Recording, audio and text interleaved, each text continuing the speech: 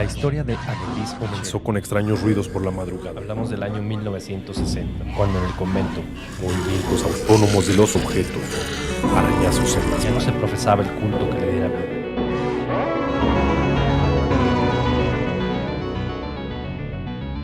Hablemos de terror.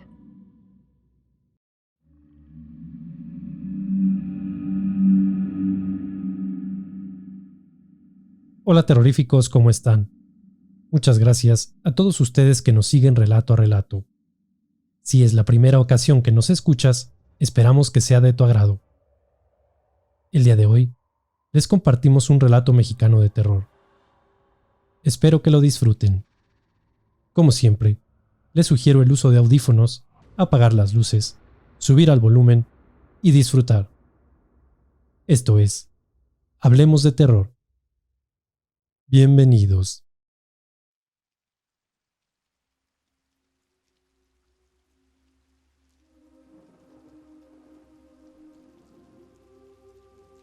La industrialización trajo consigo grandes cambios. Con ellos, las viejas historias y leyendas parecieron olvidarse. La gente entusiasmada veía cómo los avances no solo les permitían desarrollarse y conseguir mejores empleos, sino que también esos cambios se convertían en un medio de transporte. Tal fue el caso de la máquina de vapor, y con ella el famoso ferrocarril que llegó cuando nuestro país atravesaba por la dictadura más larga de su historia. Por aquellos años, se buscaron nuevos caminos para acortar las distancias y llevar el progreso hasta donde los recursos lo permitieran. De esta manera, se inició la construcción del ferrocarril que atraviesa justo por encima de la tierra de Sor Juana Inés de la Cruz.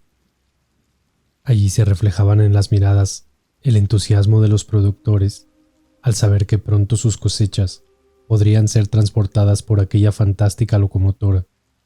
Y es justo ahí donde inicia nuestra historia.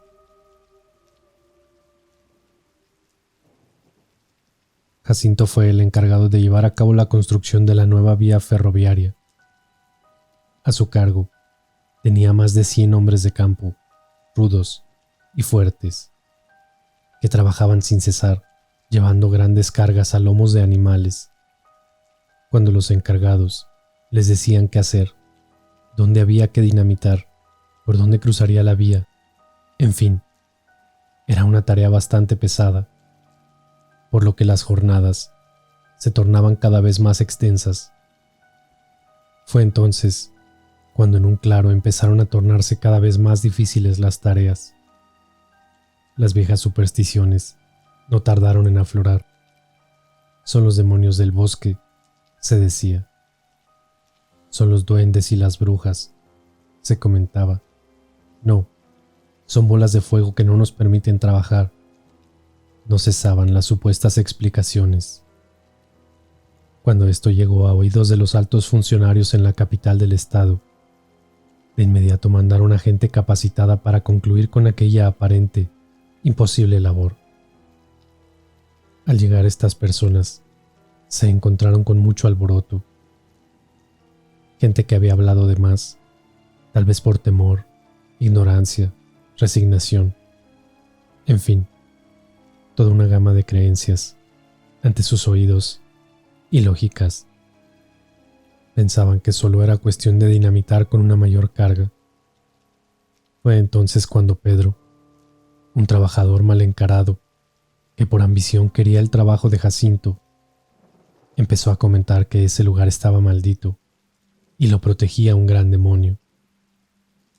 Por supuesto, las risas seguidas de molestia no se hicieron esperar, con todo y que él afirmaba que aquel demonio no solo era real, sino que además se comunicaba con él, diciéndole que él era el único dueño de aquel cerro y que no les iba a permitir que construyeran ninguna vía ferroviaria. Los funcionarios, como era de esperarse, pidieron a los demás trabajadores que llevaran a Pedro muy lejos de aquel lugar, advirtiéndole que no regresara si no quería verse en problemas con el gobierno. Él accedió, no sin antes volverles a advertir de lo que podría pasar. En efecto, Pasaron los días y no podían derribar aquel peñasco, a pesar de las excesivas cargas de dinamita que utilizaban para entonces. Incluso, no podían ni pensar en cambiar la ruta, ya que esto acarrearía más gastos, más jornadas y más gente. Cuando la terquedad de estas personas se hizo más fuerte, ocurrió algo que nadie se explicaba. Las vías de acero que habían dejado una noche antes en aquel lugar, a la mañana siguiente estaban dobladas completamente, como si algo o alguien tan fuerte las hubiera estrujado con gran facilidad. Los siguientes días ocurrió lo mismo, hasta que aquellas vías desaparecieron por completo. Fue entonces cuando mandaron llamar a Pedro, quien además gozaba de gran fama al saber que este hombre estaba entregado a la brujería negra. Si dices que en realidad hay un demonio, pregúntale entonces, ¿qué debemos hacer para continuar con nuestro camino?, le preguntó el encargado, con notorio sarcasmo. Pedro lo miró seriamente y sin vacilar le respondió: si me permite regresar con voz de mando, esta misma noche le diré cómo romper ese peñasco sin la necesidad de la dinamita. Aquellas palabras fueron interrumpidas con las risas de todos los trabajadores, que para entonces escuchaban atentamente. Trato hecho, dijo el encargado. Pero que quede claro que para mañana quiero ese peñasco abajo.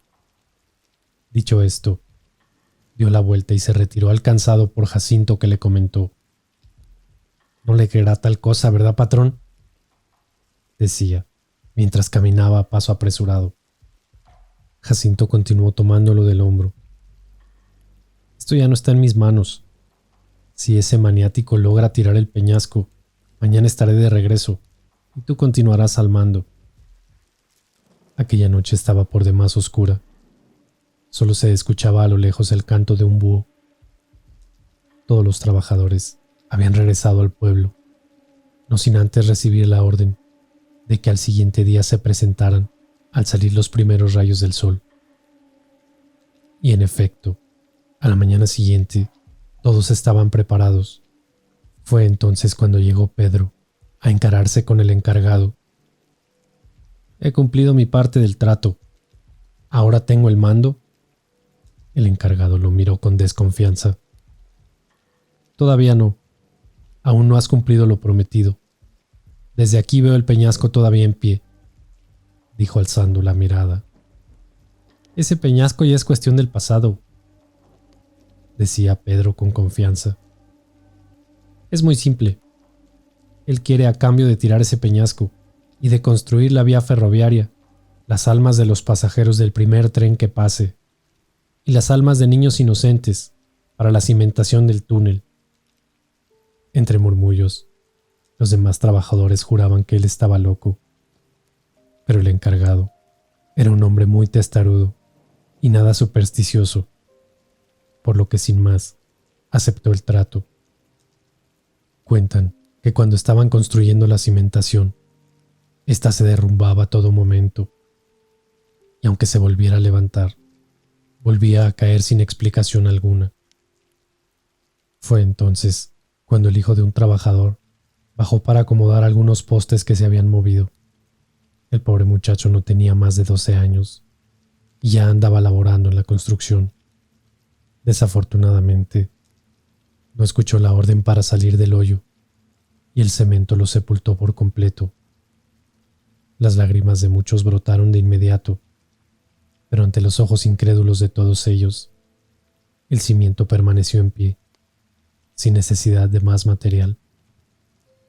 En efecto, no acabó el año sin ver aquella vía terminada. Y en cuanto al trato, ya todos lo habían olvidado. No tardó en llegar el día de la inauguración. 25 personas abordarían aquella tarde el ferrocarril para llevar consigo la primera carga, que consistía en azúcar y carbón. Carga que nunca llegó a su destino, pues misteriosamente hubo un terrible accidente donde todos los pasajeros murieron. Suceso que se atribuyó inmediatamente al demonio. Hay quienes afirman que todavía cuando el tren de carga cruza todas las mañanas, a las 9:12 en punto, aquel monte, se pueden escuchar los gritos y los lamentos de aquellas almas que no encuentran el descanso, puesto que en la población se comenta que solamente descansarían si ocurriera otro accidente a la misma hora y con el mismo número de pasajeros.